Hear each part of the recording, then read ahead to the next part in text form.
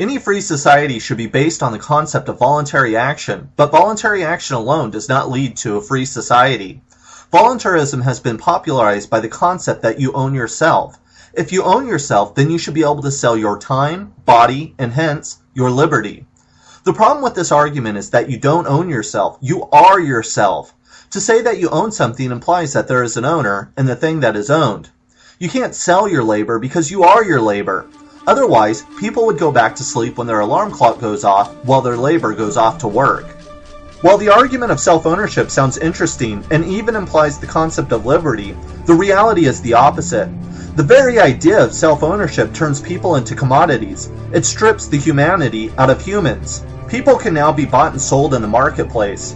On a larger scale, the commodification of human beings has stripped the humanity out of society, leaving a landscape devoid of human qualities and a people completely alienated from each other, a society in which we exist in invisible cages. The commodification and exploitation of people has always existed, but it was capitalized by Frederick Taylor and his theory of scientific management. In the late 1800s, Taylor complained that workers were lazy and can produce exponentially more by tough management. He studied the motions of workers to find out how to increase their productivity. It turns out that if an employee performed the same task over and over, then he could manufacture more product. Anyone who refused to conform to Taylor's methods were fired and had their wages reduced. Soon, a new class of managers emerged, while the highly experienced labor force was transformed into unskilled workers. It was Taylor's belief that all would be benefited by his methodology.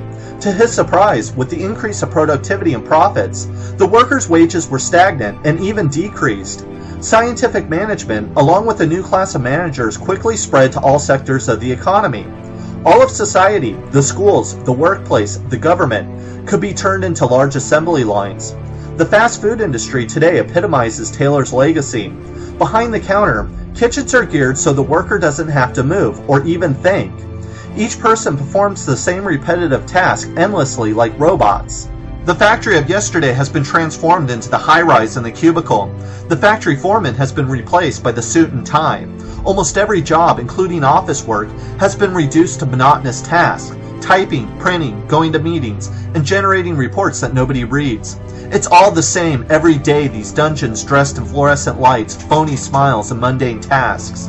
We were told that if we went to college we would be marine biologists, psychologists, and writers. With the exception of a few, nothing could be further from the truth. The average student debt today is over $23,000. All those wannabe artists, sociologists, and investigative journalists have been prepped for the reality of the cubicle, not for their choosing, because they must pay back their loans. These people will be herded into sterile offices like animals because the world doesn't want truly creative people. The private sector needs people who can write memos, push papers, and calculate profits and losses. The managers will impose work tempos, production quotas. You punch in, you punch out, surf the internet, you'll stay late, you'll daydream about what life could have been, because this isn't living, this is dying. While the government is usually blamed for limiting individual freedom, nothing attacks human liberty and sovereignty more than the workplace. A person can buy you and extract your labor. An entire system of ultra-surveillance ensures obedience to your superiors. Regulations are all prevailing. You are told when to show up to work, when you can leave, and what you must do in the meantime. They watch over you, inspect you, spy on you. They punish, forbid, correct, assess, number, and abuse. You are told what to wear, you are trained how to talk, and you are forced to compete with other workers. When you talk back or make a mistake, you can be disciplined or scolded as if you were an infant. To paraphrase Bob Black, discipline is what the factory and the office and the store share with the prison and the school and the mental hospital. It is something historically original and horrible. It was beyond the capacities of demonic dictators such as Nero, Genghis Khan, and Ivan the Terrible. For all their bad intentions, they just didn't have the machinery to control their subjects as thoroughly as modern despots do. This is the complete annihilation of human dignity, transforming people into prisoners. Even the most totalitarian states never had this much dominion over their subjects. We used to get injured on the playground. Now we get occupational overuse syndrome, musculoskeletal disorder, repetitive strain, tendinitis, cervical radiculopathy, ulnar entrapment. We have problems with our eyes and our spine that even the best doctors can't figure out. The sedentary lifestyle is the new trend, along with its legion of diseases like diabetes, high blood pressure, and obesity.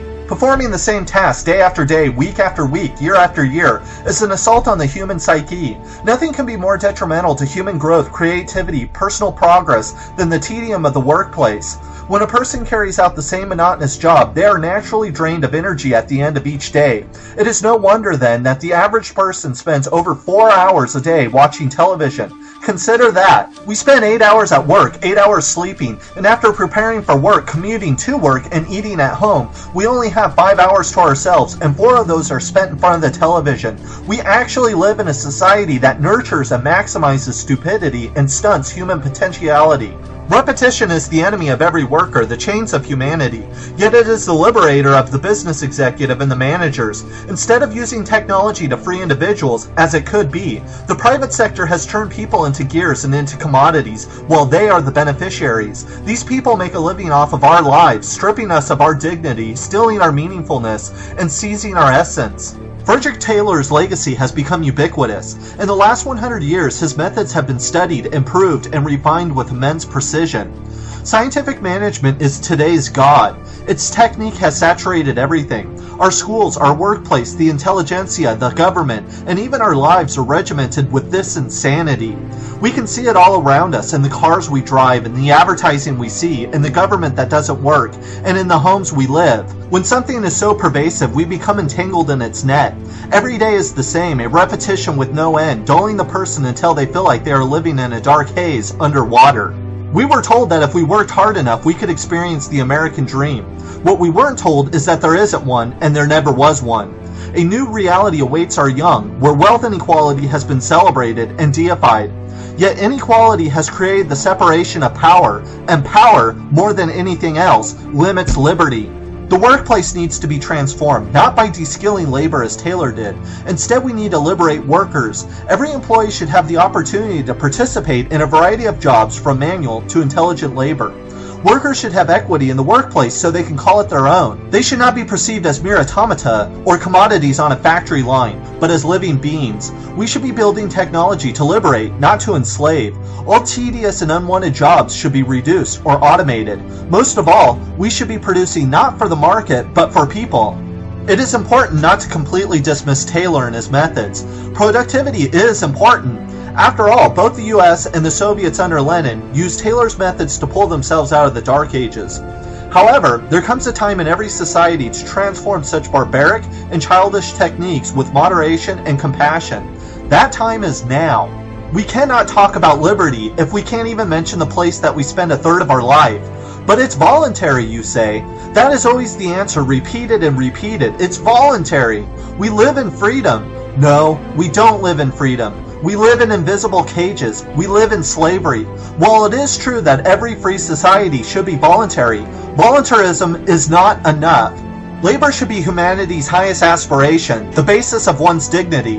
Until the day comes when the thinker works and the worker thinks, free, intelligent labor can emerge, and humanity can once again be instituted.